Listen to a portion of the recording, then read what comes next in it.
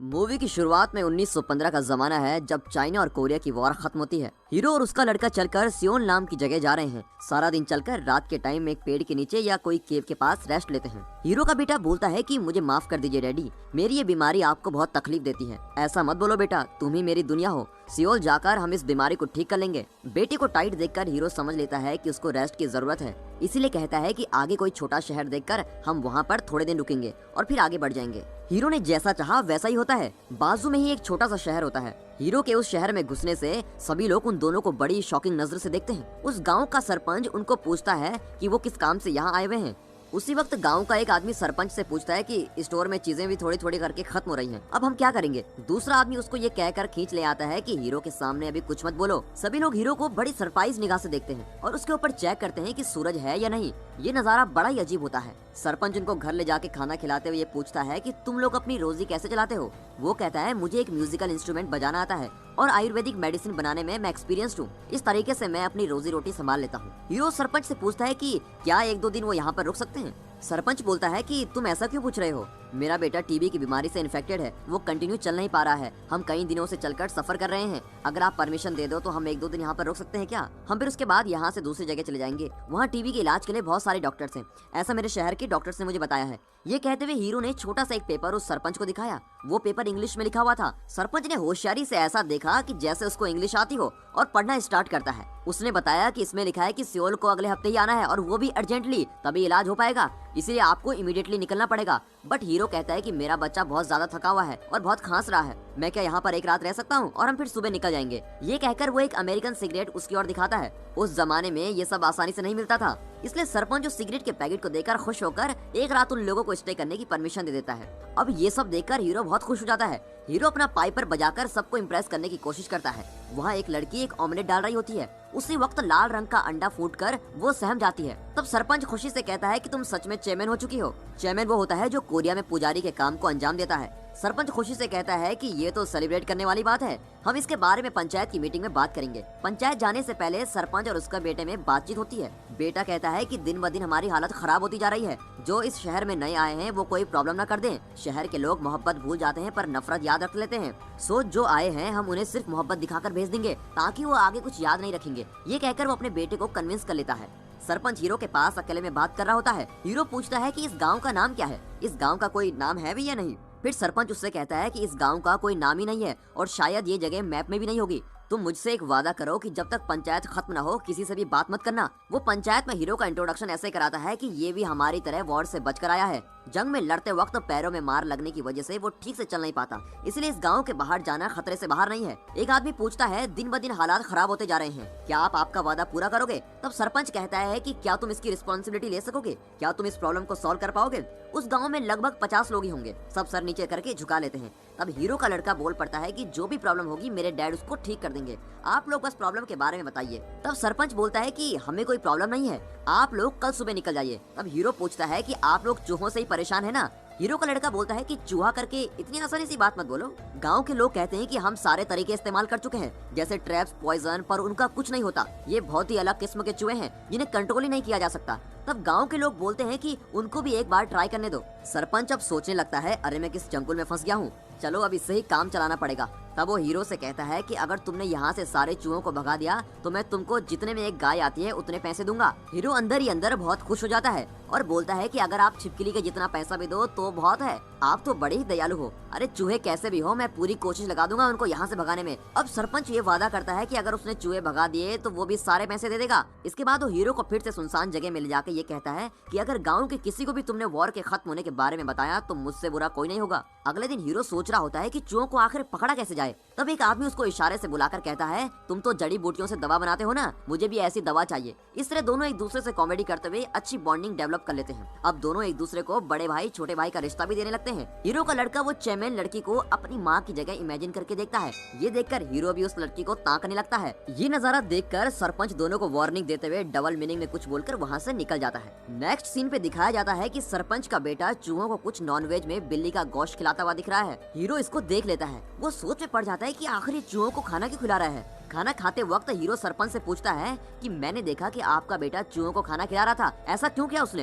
आप अगर सारा सच बताओगे तभी मैं आपकी हेल्प कर सकूंगा। तब वो बताने लगता है कि ऐसा करने के पीछे एक बहुत बड़ा कारण है, ये हम उसी दिन से करने लगे हैं। इन चूहों को मारने के लिए हमने हर तरीके का इस्तेमाल किया, जहर दिया, ट्रैप्स रखे, यहाँ तक कि बिल्लियों को भी उनके पास छोड़ा, पर ये चूहे इतने पावरफुल हैं कि वो बिल्लियों तक को खा लेते हैं। हम परेशान हो गए थे। ऐसे ही चलता रहा तो वो छोटे बच्चों को भी खाने लगेंगे, और जब उनको इंसान का गोश्त पसंद आने लगेगा तब हम सबकी जान खतरे में हो जाएगी। इसलिए हम वॉलंटरी चूहों को बिल्ली का गोश्त देने लग गए। ये सब सुनकर हीरो पूछता है कि उस दिन से मतलब कब से? अब सरपंच पूछता है कि क्या मैंने तुम्हें उस दिन से बोला? हीरो थोड़ा सोचकर हाँ में जवाब देता है। अब सरपंच फ्लैशबैक में बताने लगता है, चाइनीज आर्मी के अटैक कर देने से हम अपने गांव से इस गांव को आ गए थे, पर थोड़े लोगों ने और चेयरमैन ने आने से मना कर दिया। हमने उनको बहुत मनाया पर कुछ नहीं हुआ। यहाँ पहुंचकर थोड़े दिन बाद हमारे गांव जाकर देखने पर मालूम हुआ कि वो सब तो मर चुके हैं। अब हीरो पूछता है कि क्या चाइनीज आर्मी ने उनको मार दिया था? अब सरपंच कहता है कि चाइनीज आर्मी तो वहाँ आई भी नहीं थी, वहाँ के चूहों ने ही उनको मार दिया था। उसी दिन से चूहे बहुत वायलेंट हो गए थे। अब आप लोग चाहो तो यहाँ से जा सकते हो, मैं नहीं रोकूंगा। हीरो कहता है कि कोई इंसान जब भी वादा कर लेता है तो उसको पूरा करके ही छोड़ता है। मैं अपना किया हुआ वादा जरूर पूरा करूंगा।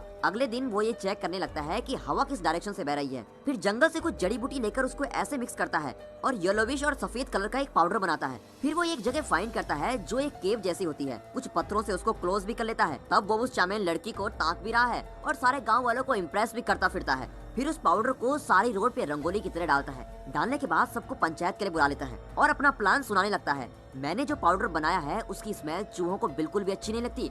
इस स्मेल से चूहे बिल्कुल ही दूर भागेंगे। इसी वक्त मैंने येलो कलर का पाउडर भी बनाया है जो चूहों को बहुत पसंद आएगा। मैंने इसको भी पूरे गांव में रंगोली की तरह डाला है, जिसकी आखिरी पॉइंट होगी वो केव। इस गांव में हमेशा हवा चलती रहने के कारण मैं एक ऊंची जगह पहुंचकर थोड़ी आग जलाकर उसमें व्हाइट कलर का पाउडर डालूंगा, जिसकी स्मेल उस स्मोक के सारे गाँव में आएगी। सारे चूहे उस व्हाइट पाउडर की स्मेल ना सहते हुए बाहर आने लगेंगे और एट द सेम टाइम सारे चूहे येलो पाउडर को पसंद करने पर उसके पीछे आने लगेंगे और फॉलो करते हुए केव में चले जाएंगे। अगर केव को ब्लॉक कर दिया जाए तो वो बाहर नहीं आ सकते, लेकिन ये स्मोक और स्मेल छोटे बच्चों के लिए हानिकारक हो सकती है। वो सब बच्चे ऊंचे वाले घर पर रह सकते हैं, बाकी बड़े लोग अपने मुंह पर कपड़ा बांध लेंगे तो भी चलेगा। हीरो ने जैसा प्लान किया होता है, एक ऊंची जगह से हवा की डायरेक्शन में थोड़ी आग जलाकर सारा पाउडर उसमें डाल देता है। सारा स्मोक धीरे धीरे गांव में आने लगता है। गांव के बड़े लोग चेहरों पे एक कपड़ा बांध देते हैं और खड़े हो जाते हैं। वो स्मोक गांव में पहुंचता है, चूहे बाहर आने लगते हैं। सरपंच उस चेयरमैन को देखकर इशारा करता है। वो कुछ छोटे बैल्स हाथ में लिए थोड़ी पूजा जैसे करने लगती है। जैसे ही सारा स्मोक गांव में पहुंचता है, लाखों को चूहे बाहर आने लगते हैं और प्लान के हिसाब से सारे चूहे उस येलो पाउडर को फॉलो करते हुए उस केव के अंदर जा पहुंचते हैं। हीरो और उसका बेटा बड़े वाले पत्थर को क्लोज करने के लिए बिल्कुल रेडी रहते हैं और जैसे ही सारे चूहे अंदर गए, दरवाजा एकदम क्लोज। गांव के सारे लोग हीरो और उसके बेटे की खूब तारीफ करते हैं और उसी रात एक छोटा सा सेलिब्रेशन भी होता है, पर सरपंच और उसका बेटा इस सेलिब्रेशन में पार्टिसिपेट नहीं करते। हीरो का दोस्त उसको अच्छा सपोर्ट करता है। फंक्शन के बाद हीरो चेयरमैन को अकेले में बुलाता है और ये बोलता है कि मेरा बेटा तुम्हें माँ की नजर से देखता है, क्या तुम भी मेरे साथ सियोल को आ सकोगी? पर बाहर तो वॉर चल रही है ना, कैसे आ सकेंगे? ये सुनकर हीरो कहने वाला ही होता है कि वॉर सब वो मैनेज कर लेगा। तभी चेयरमैन किसी के आने की आहट सुन लेती है। सरपंच को उस तरफ आते देखकर दोनों डिसाइड कर लेते हैं कि यहाँ से जाना ही पड़ेगा। निकलते वक्त हीरो चेयरमैन के हाथ में एक गिफ्ट थमा लेता है। थोड़ी देर बाद चेयरमैन उस गिफ्ट को खोलती है तो देखती है कि उसमें एक ब्यूटीफुल हेयर क्लिप है। वो उसको देखकर बहुत ही खुश हो जाती है। थोड़ी देर बाद सरपंच चेयरमैन को बुलाकर पूछता है कि मैंने तुम्हें कई बार हीरो के साथ बात करते हुए देखा है, क्या उसके साथ तुम भागने का प्लान बना रही हो? मैंने तुम्हें अपने गाँव ले आकर तुम्हें चेयरमैन का रूप दिया। जिस वक्त तुम्हारे टूटे हुए अंडों से खून आया तभी तुम चेयरमैन बन गई थी। क्या हीरो ने तुमसे वॉर के बारे में कुछ बताया? वो नहीं में जवाब देती है। क्या तुमने पिछले वाले चेयरमैन के बारे में बताया? जवाब देती है नहीं। मैं तुम पर यकीन करता हूँ, पर तुम्हें इसका अंजाम भुगतना ही पड़ेगा। एक बेडशीट हाथ में डालकर उसका हाथ मसलने लगता है। चेयरमैन अब फ्लैशबैक में सोचने लगती है। अब जो गांव है उसके रहने वालों से उस गांव का सरपंच ये रिक्वेस्ट करता है कि चाइनीज आर्मी के अटैक से बचने के लिए हम यहाँ पर आए हैं, क्या हमें जगह मिल सकती है? वहाँ के लोगों को अजीब सा स्किन इन्फेक्शन होता है। वो लोग कहते हैं कि हम भी आप लोगों की सिटी में ही रहते थे ना, हमारी इस बीमारी की वजह से आप लोगों ने हमें हमेशा के लिए अलग कर दिया था। बड़ी मुश्किल से हमने इस जंगल में अपना गाँव बसाया है, जो की अब मैप में भी नहीं है। हमने हमारी अपनी छोटी सी दुनिया बसा ली है। हम चेयरमैन से ट्रीटमेंट ले रहे हैं। सिटी में प्रॉब्लम होते ही आप सब यहाँ रहने आ गए। इसकी क्या गारंटी है कि आप यहाँ रहने के बाद फिर हमें ही ना मार भगा दो? चेयरमैन बोलने लगती है कि तुम लोग अच्छे नहीं हो, हम परमिशन नहीं दे सकते। सरपंच अपने बेटे को इशारे में चेयरमैन के पैरों में गिरने को कहता है। अब यहाँ पर एक इमोशनल सा सीन क्रिएट हो जाता है। वो सिटी के ग्रुप के छोटे बच्चे को पिंच करता है और चेयरमैन के पैरों में गिराकर कहता है कि हम लोग तो मर जाएंगे, पर इस बच्चे का क्या? बच्चों के खातिर वो उनको वहाँ रहने के लिए मान जाती है। अब फ्लैशबैक क्लोज हो जाता है। सरपंच का बेटा एक झूले की रस्सी को काट रहा होता है। सरपंच को देखकर पूछता है कि अरे ये क्या पागलपन की हरकत कर रहे हो? अगर कुछ करना ही है तो मुझसे सीखो। इधर चेयरमैन खुद को बहलाने के लिए हीरो के गिफ्ट को लगाकर खुश हो जाती है। है। इससे मालूम होता है कि वो भी हीरो को चाहने लगी है। अब गांव के लोग सोचते हैं कि क्यों ना हम हीरो को ही सरपंच बना ले, वैसे भी वो हर तरीके से टैलेंटेड है, वैसे भी सभी से अच्छी बॉन्डिंग से रहता है, उसके इशारों पे चलेंगे तो हमारा गांव जरूर आगे बढ़ेगा। इस वक्त गांव का सरपंच वहां पहुंच जाता है और कहता है कि मुझे लगता है कि कुछ ना कुछ तो ठीक नहीं है, शायद वो कुछ प्लान करके यहाँ आया है। मैप में भी नहीं दिखने वाला गाँव को कैसे ढूंढ पाया है, उसने यहाँ आकर कैसे चूहों को भगा दिया, हमें जो श्राप दिया था वो सब भूल गए हो क्या? हमारी मौत एक मेहमान के हाथों से ही होगी, वो एक मेहमान ही है जो एक चाइनीज की तरह भी दिखता है। अब पैसे देने में कोई प्रॉब्लम नहीं है, वो उसी पैसों से वेपन खरीद कर हमारे गांव को खाली कर देगा। उसने बड़ी आसानी से गांव का माइंड वॉश कर दिया। अब सभी सोच में पड़ गए कि क्या किया जाए। सरपंच कनिंग आवाज से कहता है कि वो यहाँ से जब जा पाएगा तभी आर्मी ला पाएगा ना। अब हीरो चेमेन से बोलता है कि मैं यहाँ से जाने वाला हूँ, क्या तुमने कुछ सोचा है मेरे साथ आने के बारे में? मुझे भी आने की ख्वाहिश है पर वॉर। हीरो कहता है कि सियोल में थोड़े दिन के लिए वॉर रुक गई है। ये सुन चेमेन साथ में आने को मान जाती है। हीरो बहुत खुश हो जाता है। रुको, मैं सरपंच को ये बात बताकर पैसे लेकर आता हूँ। वो उसका हाथ पकड़ लेती है और कहती है कि अगर तुम सरपंच के पास जाओगे तो मैं नहीं आ सकूंगी, हम सुबह होने से पहले ही भाग जाते हैं। मैंने जो काम किया उसका पैसा तो मैं जरूर लूंगा, उन पैसों से ही तो मेरे बेटे का ट्रीटमेंट होगा ना। चेमेन कह देती है कि वो लोग अच्छे नहीं हैं, पर हीरो सुने बिना वहाँ से चला जाता है। देखा तो बच्चों के बिना सारे बड़े लोग जमे हुए बैठे हैं। सरपंच कहता है कि पैसे रेडी हैं, तुम ले सकते हो, पर उससे पहले उस पेड़ के नीचे कुछ है, वो जरा लेके आओ। एक मरी हुई बिल्ली थी वहाँ, वो उसको उठा ले आता है। मैंने अपने वादे के अनुसार पैसे बिल्कुल रेडी रखे हुए हैं, पर तुमने अपना वादा पूरा नहीं किया। अगर सारे चूहे फंस गए थे तो इस बिल्ली को किसने मारा? हीरो को कुछ समझ ही नहीं आ रहा होता है। वो सबको देखता है और सब उसी को देख रहे होते हैं। सब बोलते हैं तुमने चूहों को नहीं भगाया, चेयरमैन ने जो पूजा की थी उसी की वजह से चूहे भागे हैं। तुमने अपना वादा तोड़ दिया, फिर भी क्या तुम्हें अपने पैसे चाहिए? वो कहता है कि आप लोग क्या बोल रहे हो, मुझे कुछ समझ ही नहीं आ रहा। मैंने ही तो चूहों को भगाया था, आप सभी ने तो देखा था। ये कहते हुए वो पैसे को उठाने के लिए आगे बढ़ता है। देखा तो सरपंच का बेटा उसकी उंगलियां काटने लगता है। वो दर्द के मारे रोने लगता है। उससे पहले ही सरपंच हीरो के बैग से सियोल का मैप चुरा लेता है और सब गांव वालों को दिखाता है। देखो, ये चाइनीज आर्मी का आदमी ही है, हम सबको अटैक करने के लिए आया था। सियोल का एड्रेस गांव के लोगों को ये बोलकर दिखाता है कि ये देखो, वो कुछ हिंट सब लिख कर आया है, शायद ये उसकी कोई कोडिंग लैंग्वेज है।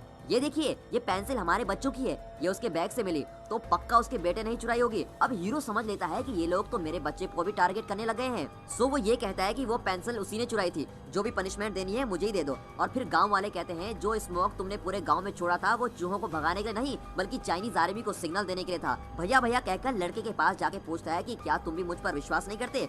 अब सभी लोग उस लड़के को गौर से देखते हैं कि इसका क्या स्ट्रॉन्ग कनेक्शन है उस स्पाई के साथ। वो लड़का डर के मारे उसे जोर से धक्का देके कहने लगता है कि हाँ, तूने ही किया होगा, तू स्पाई जैसा ही नजर आता है। अब गांव के सभी लोग उसको जोर जोर से मारने लगते हैं। सरपंच उस पाइप को उठाकर कहता है कि इसको बजाकर ही तुम सबको इम्प्रेस करते थे ना, तुम्हारी ऐसी हालत कर दूंगा कि कभी इसको बजा भी नहीं पाओगे। उसी वक्त वहाँ चेयरमैन पहुँचती है। चेयरमैन अब डर जाती है, वो सोचती है कि सभी उसको मारने लगेंगे। धीरे से सर पे लगी हेयर क्लिप को निकाल के हाथ में छुपा लेती है और कहती है हाँ, ये एक स्पाई है, और वो अपने घर को चलने लगती है। इतना सब होने के बाद हीरो ने जिस पे भरोसा किया था उसने हीरो का भरोसा ही तोड़ दिया। अब वो बहुत ही डिप्रेस्ड हो जाता है और वो सबसे रिक्वेस्ट करने लगता है कि मुझे पैसे नहीं चाहिए, बस मुझे यहाँ से जाने दो। ये सुनकर भी कोई उस पर दया नहीं करता। इतने में चेयरमैन की ड्रेस में आती है। देखा तो उसके पेट में खंजर लगा हुआ है और वो गुड़िया की तरह चल रही है। वो पुराने चेयरमैन की डरावनी आवाज में, ऐसी सुबह जब सूरज न हो, ऐसी रात जब चांद न आए, तुम सब लोग मरने वाले हो, और आप लोगों के बच्चे जिंदा रहेंगे या नहीं, मेहमान आ रहा है। ये कहते हुए वो गिरकर मर जाती है। फिर से फ्लैशबैक दिखाया जाता है। एक केव के अंदर वो स्किन इन्फेक्शन के लोगों को बंद करके रखा गया था। वहाँ चूहे सबको बहुत बुरी तरीके से खा चुके हैं, हर जगह खून ही खून था। उस ग्रुप में सिर्फ चेयरमैन ही जिंदा थी। शायद उसने भूख के मारे चूहों को ही खा लिया होगा। उसके मुंह पे खून लगा हुआ था। वो सरपंच उस चेयरमैन से डीलिंग करता है। वो कहता है अब तो सारे लोग मर चुके हैं, तुम चेयरमैन बनकर हमारे साथ रहकर हमें ट्रीट कर सकती हो। तुम्हारी बीवी बच्चों पर रहम खाकर हमने तुम्हें यहाँ रहने को छोड़ा, पर तुमने किया क्या? ये बीमारी सबको आ सकती है बोलकर हम लोगों के खिलाफ ही सबको भड़का दिया और हमें बिना कोई रहम के उस केव के अंदर बंद कर दिया था तुम लोगों ने। भूख के मारे कितने लोगों ने अपनी जान दी है। चूहों ने भी धीरे धीरे सबको खाना शुरू कर दिया था। मैं सबको एक श्राप देती हूँ, ऐसी सुबह जब सूरज ना हो, ऐसी रात जब चांद ना आए, तुम सब लोग मरने वाले हो। उस वक्त एक मेहमान आएगा और तुम सब लोग मर जाओगे। सरपंच उस चेयरमैन की गर्दन पकड़कर कहता है कि उसने एक चांस दिया था पर उसने यूटिलाइज नहीं किया। वो फिर से कहती है कि मैंने तुम पर तरस खाया, पर वो आने वाला मेहमान तुम और तुम्हारे बच्चों पे तरस नहीं खाएगा। सरपंच कहने लगता है कि इसको भी यही बीमारी हो गई है, इसलिए वो बीमारी हम सबको भी फैलाना चाहती है। तभी वो कहता है कि इसको जलाना ही ठीक होगा। सबने उस चेयरमैन को केव में डालकर जला दिया होता है। जिंदा जलना कोई आसान बात नहीं। चेयरमैन बहुत ही तड़प तड़प कर मर जाती है। उस दिन सारे चूहे बड़े ही खूंखारपन के साथ केव के अंदर से बाहर आते हैं। सरपंच डर के मारे चेक करने लगता है कि वहाँ चांद आया या नहीं। इस मेहमान की कहानी को खत्म करने के लिए वो उसके खाने में 2 घूंट जहर मिला देता है और उस खाने को हीरो के बैग में रखकर बोलता है कि मैंने तुम्हारे बैग में थोड़े पैसे और खाना रख दिया है, जितना दूर हो सके चले जाओ। सिचुएशन मिलते ही हीरो वहाँ से निकल जाता है। थोड़ी देर चलने के बाद वो बहुत टायर्ड हो जाता है और अपने बेटे से इन सब के लिए माफी मांगता है। मैं तुम्हारी हर ख्वाहिश पूरी करूंगा, ये बोलते हुए वो सो जाता है। बेटे को अब भूख लगने लगती है।